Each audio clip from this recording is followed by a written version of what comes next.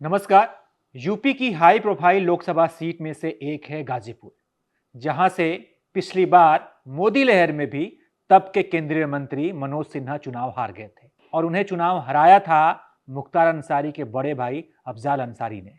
चुनाव हारने के बाद मनोज सिन्हा तो जम्मू कश्मीर के उपराज्यपाल बन गए, लेकिन इस बार भी अफजाल अंसारी गाजीपुर से ही अपना ताल ठोक रहे हैं, मैदान में हैं इंडिया गठबंधन की तरफ से।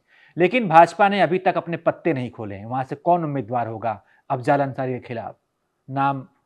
कई नामों की चर्चा है, उस चर्चा में अजय राय का भी नाम आ गया, मनोज सिन्हा का भी नाम आ गया। तो सवाल यही है कि भाई इस बार अफजाल अंसारी के खिलाफ चुनाव कौन लड़ेगा और जो चुनाव लड़ेगा वो अफजाल अंसारी को कितनी टक्कर दे पाएगा।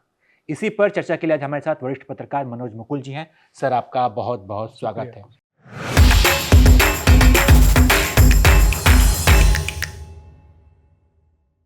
जो पहला सवाल है, एकदम सीधा सवाल करते हैं कि गाजीपुर से अफजाल अंसारी के खिलाफ एनडीए का उम्मीदवार कौन होगा। किसले एक बात तो तय है कि गाजीपुर में चुनाव बीजेपी ही लड़ेगी। गाजीपुर का कैंडिडेट जो होगा बीजेपी का ही कैंडिडेट होगा। अब रहा कि कैंडिडेट कौन होगा, तो बीजेपी ने मैक्सिमम सीटों पर यूपी में अपने उम्मीदवार फाइनल कर दिए। जिन सीटों पर उम्मीदवार फाइनल नहीं हुआ है उसमें से गाजीपुर भी एक सीट है। अब इसकी वजह समझिए। यूपी में भारतीय जनता पार्टी गठबंधन जो है, एनडीए गठबंधन 80 का प्लान लेके चल रहा है। मतलब 80 में 80 सीटें जीतने का प्लान लेके चल रहा है। इसलिए हर सीट पर जो कैंडिडेट होंगे, जो कैंडिडेट बनाए जा रहे हैं, वो बड़ा ठोक बजाकर बनाए जा रहे हैं ताकि उनको चुनाव लड़ने में, चुनाव जीतने में आसानी हो। और अब देखिएगा कि यूपी की बाकी सीटों की लिस्ट आ चुकी है, लेकिन गाजीपुर पर मामला फंसा हुआ है। अब गाजीपुर पर मामला फंसा हुआ है, इसकी कई वजह हैं। सबसे बड़ी वजह यह है कि वहां समाजवादी पार्टी से इस बार सिटिंग एमपी जो है बीएसपी के अफजाल अंसारी मैदान में है। अफजाल अंसारी कौन? अफजाल अंसारी मुख्तार अंसारी के भाई। अफजाल अंसारी कौन? अफजाल अंसारी का मतलब उस इलाके में मुस्लिमों का बड़ा नेता, बड़ा चेहरा। ऐसी स्थिति में भारतीय जनता पार्टी गाजीपुर के लिए फैसला लेने में देरी कर रही है, और बिल्कुल देरी इसलिए कर रही है ताकि चीजों को समझा जाए, चीजों को आसानी से किया जाए। अब अभी देखिए घटनाक्रम क्या हो गया। मुख्तार अंसारी की जेल में मौत हो गई। बीजेपी पहले से ही बहुत कैलकुलेटिव तरीके से प्लान करके चल रही थी, किसको उतारना है, किसको बनाना है, सोच रही थी, मंथन कर रही थी। इस बीच मुख्तार अंसारी की मौत हो गई। उसके बाद से समीकरण वहां बदलने के आसार दिख रहे हैं। यही वजह है कि बीजेपी अभी जो है गाजीपुर को लेकर पत्ते नहीं खोल रही। आपने नाम लिया मनोज सिन्हा जी का, तो एक मजबूत कैंडिडेट गाजीपुर में मनोज सिन्हा अभी बने हुए हैं। आप इसको समझिए, गाजीपुर में मनोज सिन्हा अभी भी कैंडिडेट बनने की रेस में है। इसलिए रेस में है कि बीजेपी ने जब वहां लोकल लीडरशिप से बात की, जब वहां कैंडिडेट को लेकर सर्वे कराया गाजीपुर में ग्राउंड रिपोर्ट पर, तो ग्राउंड रिपोर्ट ये आई कि मनोज सिन्हा को भारतीय जनता पार्टी उम्मीदवार बनाए। मतलब पहली चॉइस मनोज सिन्हा ही है। अगर मनोज सिन्हा किसी कारण से चुनाव नहीं लड़ते हैं या नहीं लड़ पाते हैं या फिर वो खुद मना कर देते हैं कि नहीं हमको नहीं लड़ना है, तब जाके कोई स्थिति बन सकती है। हालांकि तमिलनाडु से चुनाव लड़ रही है राज्यपाल जो थी, तो रास्ता उन्होंने खोल रखा है। राज्यपाल भी चुनाव लड़ सकता है। हाँ, इस्तीफा देकर लड़ सकता है। तो मनोज सिन्हा के लिए रास्ते बंद नहीं हुए हैं। ये बड़ी जानकारी आप दे रहे हैं, क्योंकि जो लोग ये कह रहे थे कि भाई वो उपराज्यपाल बन गए हैं और अब इसलिए अब सक्रिय राजनीति में आने की संभावना कम है, तो सर ने एक उदाहरण भी दे दिया कि ऐसा हो चुका है। आगे हो चुका है। तो मनोज सिन्हा अभी, चूंकि बीजेपी कैडर, गाजीपुर के नेता, गाजीपुर के कार्यकर्ता, उनकी जो है उनकी इच्छा है कि मनोज सिन्हा को लड़ाया जाए। इसलिए मनोज सिन्हा रेस में बने हुए हैं। अब मैंने कहा कि मनोज सिन्हा अगर नहीं किसी कारण से, या फिर खुद मना कर देते हैं, या फिर जो भी कारण, कोई कारण बनता है कि हम मनोज सिन्हा को नहीं लड़ाएंगे, नहीं लड़ना चाहते, तब कैंडिडेट कौन होगा, ये बड़ा सवाल है। और बीजेपी इसीलिए समय ले रही है। एक कैंडिडेट मनोज सिन्हा के बेटे भी हैं, उनका नाम भी चल रहा है। हाँ, उनका नाम भी चल रहा है। लेकिन सामने का पहलवान कौन है, सो देखिए। सामने का पहलवान है अफजाल अंसारी। उनको टक्कर कौन दे सकता है? उस इलाके में, क्योंकि खाली मामला गाजीपुर सीट का नहीं है। गाजीपुर से भारतीय जनता पार्टी का जो कैंडिडेट होगा वो कैंडिडेट आसपास की सीटों को भी प्रभावित करेगा।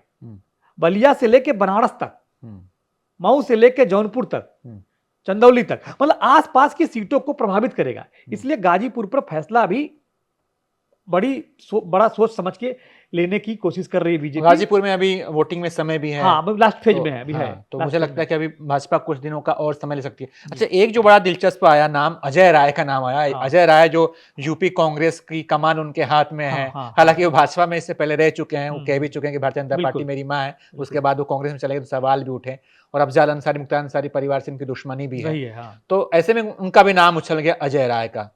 तो ये नाम कैसे उछला? अजय राय कहते हैं कि भाजपा वाला ने उछाला है, लेकिन इसके पीछे कुछ तो सियासी गुणागणित होगा। देखिए कोई राजनीति ऐसी चीज है ना कि कोई चीज हवा में ऐसे नहीं होती, उसके पीछे कोई वजह होती है।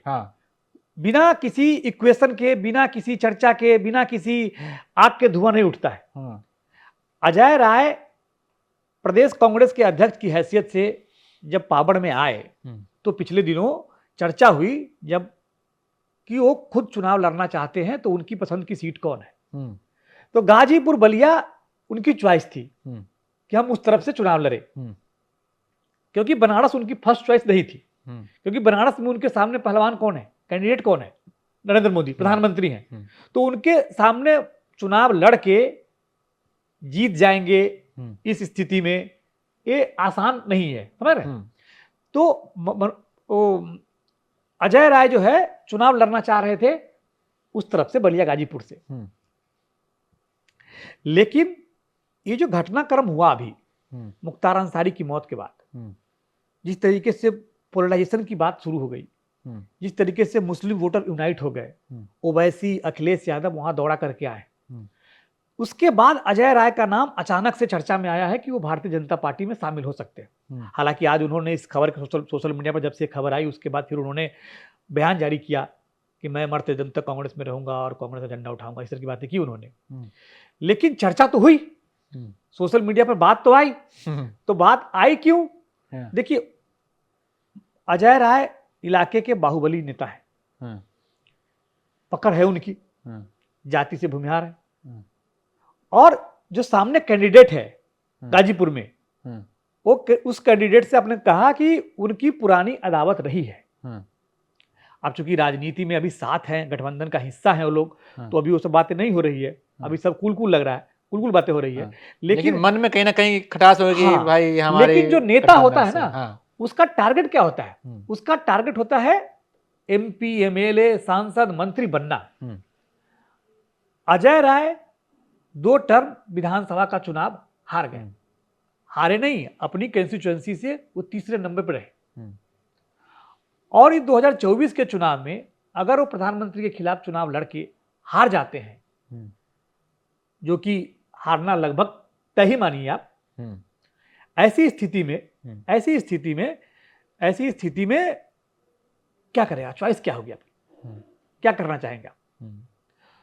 तो इसलिए चर्चा सामने आई कि बीजेपी को भी उस इलाके में अफजाल अंसारी से टक्कर लेने के लिए एक दमदार नेता चाहिए। मनोज सिन्हा पहली चॉइस है, कैडर से लेके नेता तक की। लेकिन अगर मनोज सिन्हा के अलावा दूसरे विकल्प की बात करेंगे तो मजबूत नाम उभर के सामने आया पार्टी के अंदर से रिसर्च में कि अजय राय को चुनाव लड़ाया जाए। और अजय राय पुराने भाजपाई रहे हैं, बीजेपी के नेता रहे हैं, तो उनको एडजस्टमेंट में भी दिक्कत नहीं होगी। इसलिए लोगों ने, अखबारों ने, सोशल मीडिया ने लिखना शुरू किया, उनके बारे में छापना आज सुबह से शुरू कर दिया कि भाई अजय राय ऐसा कर सकते हैं, इस तरीके से उस तरफ जा सकते हैं। चूंकि वहां मुकाबला अफजाल अंसारी से है तो बीजेपी को वहां चाहिए मजबूत कैंडिडेट, और बीजेपी के पास अफजाल अंसारी से मुकाबले के लिए इस वक्त मजबूत कैंडिडेट के तौर पर एक नाम उस इलाके में अजय राय का लिया जा रहा है। अब आगे राजनीति में क्या होगा हमको नहीं पता, आपको नहीं पता। अगर कोई बात इस तरह की हो भी रही होगी तो कोई आगे कैमरे पर नहीं कहेगा जब तक वो पार्टी ऑफिस में जाकर ज्वाइन नहीं कर ले, है ना। कुछ लोग कह रहे हैं कि अजय राय पार्टी के अध्यक्ष है कांग्रेस के। 2014 में रीता बहुगुणा जोशी भी कांग्रेस की प्रदेश अध्यक्ष थी, बीजेपी ज्वाइन कर ली, MP है। तो अल्टीमेट जो राजनीति करता है नेता, उसका लक्ष्य टारगेट होता है एमपी बनना, एमएलए बनना, हारना नहीं। हारना नहीं, है ना। तो ऑलरेडी अजय राय 2 टर्म विधानसभा हार रहे, तो इस बार उनकी कोशिश, उनके समर्थकों की भी कोशिश होगी कि भाई जीते। अब जीते तो भाई श्योर शॉर्ट सीट तो बनारस नहीं है ना। अच्छा मनोज जी, एक बात हमको और नहीं समझ में आई कि चूंकि गाजीपुर में भूमिहार वोटर्स की संख्या लगता है कि बहुत ज्यादा नहीं है, बहुत ज्यादा, करीब 60,000 के आसपास है। लेकिन फिर भी पार्टी वहां से भूमिहार को ही टिकट क्यों देती है गाजीपुर से? देखिए, गाजीपुर और बलिया दो एक क्वेश्चन समझिए। भारतीय जनता पार्टी में पहले चर्चा ये थी, बीच में जब ओम प्रकाश राजभर एनडीए में आए तो चर्चा ये हुई कि गाजीपुर सीट एनडीए जो है दे देगा लड़ने के लिए ओम प्रकाश राजभर को, लेकिन उनको सीट नहीं मिली, उनको दूसरी सीट दे दी गई। सीट मिली तो फाइनल हो गया कि भाई गाजीपुर हो, बगल की सीट बलिया हो, लड़ेगी तो बीजेपी ही लड़ेगी। गाजीपुर भूमिहार को लड़ाना भारतीय जनता पार्टी को, भारतीय जनता पार्टी का एक मैसेज देना है उस इलाके में। जो पूर्वांचल का इलाका है उसका मैसेज बिहार तक जाएगा। गाजीपुर में जो कैंडिडेट होगा, अगर भूमिहार कैंडिडेट होगा तो उसका मैसेज सिर्फ गाजीपुर तक नहीं जाएगा, उसका मैसेज बक्सर तक जाएगा, उसका मैसेज पटना तक जाएगा। आप बात समझिए, बनारस तक जाएगा। ऐसी स्थिति में गाजीपुर से बीजेपी भूमिहार को लड़ाना चाहती है। वहां उनका प्रयोग सफल रहा ना पहले। भाई मनोज सिन्हा सीट से 3 बार एमपी रहे ना, किसलिए? तो मनोज सिन्हा को वो लड़ाना चाहती है बीजेपी कि मनोज सिन्हा ही लड़े। मनोज सिन्हा विकल्प ना हो तो कोई और विकल्प हो, अजय राय विकल्प हो, अजय राय विकल्प ना हो तो अभिनव सिन्हा विकल्प हो। उपेंद्र तिवारी जो मंत्री रहे हैं उनका भी नाम चर्चा में है, उपेंद्र तिवारी का नाम कि वो भी रेस में है, वो भी लड़ सकते हैं, वो में जाती से आते हैं। अच्छा मनोज जी, मुख्तार अंसारी के मौत के बाद से अगर कहें तो अफजल अंसारी जिस स्थिति में थे उससे थोड़ी सी और उनकी स्थिति मजबूत हो गई है। मतलब कि जो उनका वोट बैंक था वो अब सध गया है, बिल्कुल मुस्लिम मतदाता एकजुट हो गए हैं। तो ऐसे में मतलब मुख्तार अंसारी के खिलाफ कहिए तो जो 2-3 नाम आपने बताए, अजय राय का नाम बताया आपने, मनोज सिन्हा का नाम आपने बताया, उपेंद्र तिवारी का नाम बताया, अभिनव सिन्हा का नाम बताया आपने, और भी 1-2 लोगों के नाम जो है सो चर्चा में चल रहे हैं। तो सबसे मजबूत कौन होगा आपके हिसाब से? अब देखिए बीजेपी की चॉइस क्या है। बीजेपी अगर गाजीपुर से भूमिहार लड़ाती है तो बलिया से किसी राजपूत कैंडिडेट को लड़ाएगी। अगर खुदा न खास्ते कोई समीकरण अलग बनता है, अगर बलिया से भूमिहार को लड़ाना पड़ा तब फिर गाजीपुर से वो किसी राजपूत को लड़ाएगी। मतलब बीजेपी की चॉइस वहां क्लियर है, भूमिहार राजपूत, है ना। अब कैंडिडेट तय करना है, अब कैंडिडेट में प्रेफरेंस तय करना है। मनोज सिन्हा, अजय राय, उपेंद्र तिवारी, अभिनव सिन्हा, या इनमें से कोई नहीं, कोई नया नाम, कोई नया चेहरा बीजेपी को तय करना है। बलिया में किसको लड़ा है? बलिया में वीरेंद्र सिंह मस्त एमपी है, चंद्रशेखर जी वहां से कई टर्म एमपी रहे। बलिया में बीजेपी चाहती है कि बलिया सीट भी इस बार जो है हम किसी तरीके से जीते। तो एक बाहुबली नेता का भी नाम सामने आ रहा है कि वो भी चुनाव लड़ सकते हैं बलिया से। तो जो भूमिहार और राजपूत का कॉम्बिनेशन है, तो भूमिहार को आगे करके गाजीपुर, राजपूत को आगे करके बलिया, ऐसे चुनाव लड़े। और फिर जो आसपास की सीटें हैं उसको बाकी कॉम्बिनेशन से साधा जाए, है ना। उस इलाके में ओम प्रकाश राजभर की अच्छी संख्या है, कोयरी वोटर जो कुशवाहा वोटर हैं वो भी उस इलाके में अच्छी खासी संख्या में है।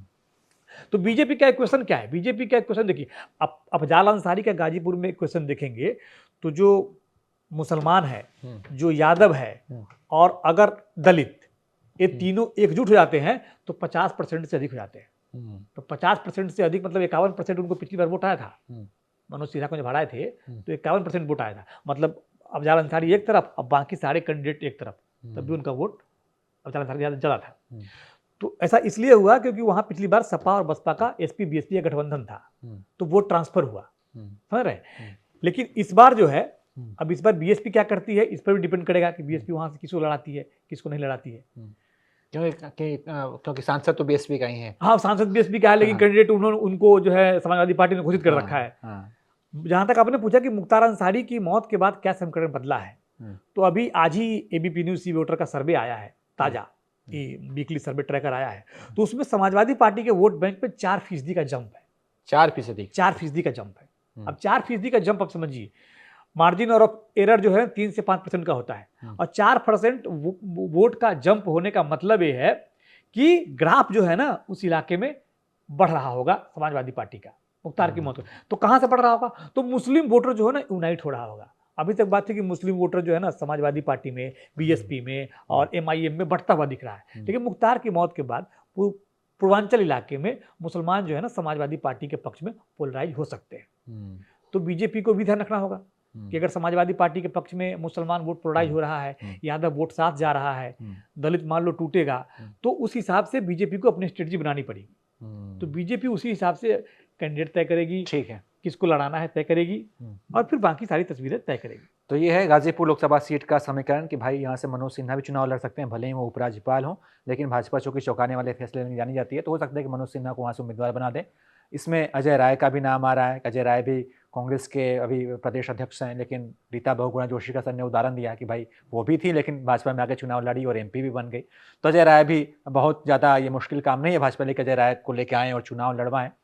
उपेंद्र तिवारी का भी नाम चल रहा है, अभिनव सिन्हा जो कि मनोज सिन्हा के बेटे, उनका नाम भी चल रहा है। तमाम नाम है और इस पर भी हमने चर्चा की कि भाई अगर कोई वहाँ चुनाव लड़ता है तो अफजल अंसारी के सामने वो कितना टिक पाएगा, कितनी टक्कर दे पाएगा, ये सब हमने बातचीत की। बाकी आपको हमारी ये बातचीत कैसी लगी और आपको क्या लगता है कि इस बार अफजल अंसारी के खिलाफ चुनाव कौन लड़ेगा, भाजपा किसे मैदान में उतारेगी, इसके बारे में आप अपनी राय कमेंट कर बताइए और देखते रहिए एबीपी लाइव।